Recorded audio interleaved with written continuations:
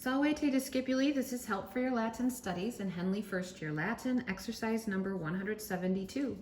In this exercise, we are asked to translate sentences from Latin to English. Let's go ahead and get started with number 1, which says, Duces, opida et pontes, saepe muniunt. All right, so starting off with our first word, duces, there's our subject. It is a third declension noun from dux, ducis. And if we think through our third declension noun endings, various is, ace, ibis, ace, ibis. That ace ending makes this a plural, nominative plural noun. And it means leaders in the plural. So leaders, what do they do? Let's look at our verb, which is in Latin almost always going to be at the end of a sentence. Muniunt. This is a new verb that we learned of the fourth conjugation, and it means fortify. But let's look at our ending to determine what's the tense, and to ensure that it's agreeing with the subject in number and cases, or number in as well. So muniunt, that nt ending would mean they, and we have a plural subject, leaders, so that's good. And the ending, iunt, I'm going to look over to my grammar book here that I have open to the verbs page, number 45, showing all the rules listing present, imperfect, and future tense endings.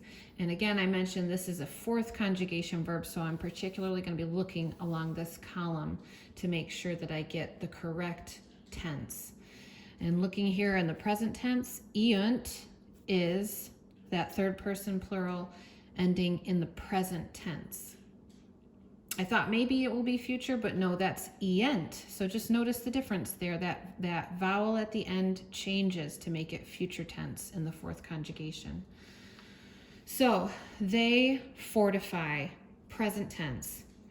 And it also has an adverb attached to it. Did you notice? Saepe means often. So we'll go ahead and put that here as well. So leaders often fortify. Who or what? Opida et pontes.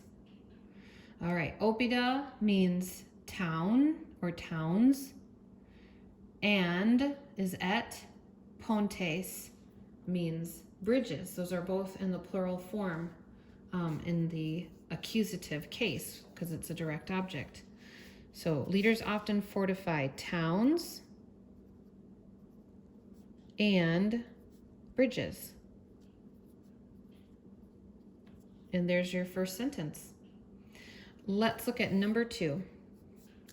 That says, pars hostium per silvas venit. Okay, so we have our subject here, pars, meaning part. What did part do? Well, let's look at this hostium as well, because these two nouns, I can tell they kind of go together.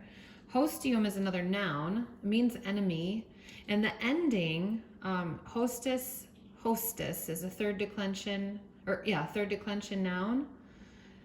So if we think through our endings, we have various is, and then ace, or in this case it's eum. Let's think about a rusty rule that we haven't had to think about in a while. So third declension nouns, hostis, when they both have, when the nominative singular and the genitive singular have the same number of syllables as a third declension noun, then your genitive plural ending is going to be eum instead of So hostium.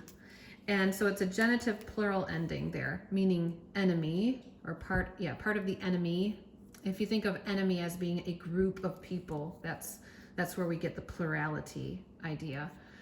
And since it's genitive, it's showing possession. So part of the enemy is how we would translate that. What did part of the enemy do? Let me write that part down. Part of the enemy. Let's look to our verb. Venit wane it. So that's a newer verb that we've been given. So if I flip back just a page or two in a purple book, venio, venire means come. And so let's look to our ending to determine the tense and number. And it ought to agree with the subject part. So wane it.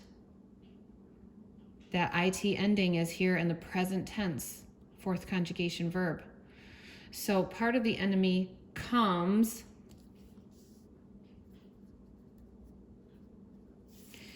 And notice it's third person singular. So even though enemy is plural, the word part, which is our actual subject, is singular. So that could be a little confusing, but I wanted to point that out. Part comes. So there's our subject and our verb in agreement with one another. So part of the enemy comes, and then we've got a new preposition here, per, meaning through.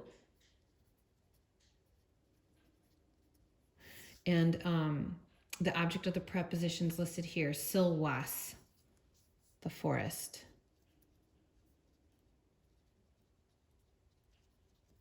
Okay, so there's sentence number 2. I hope this has been helpful to you and has got you on your way, and you have a great day.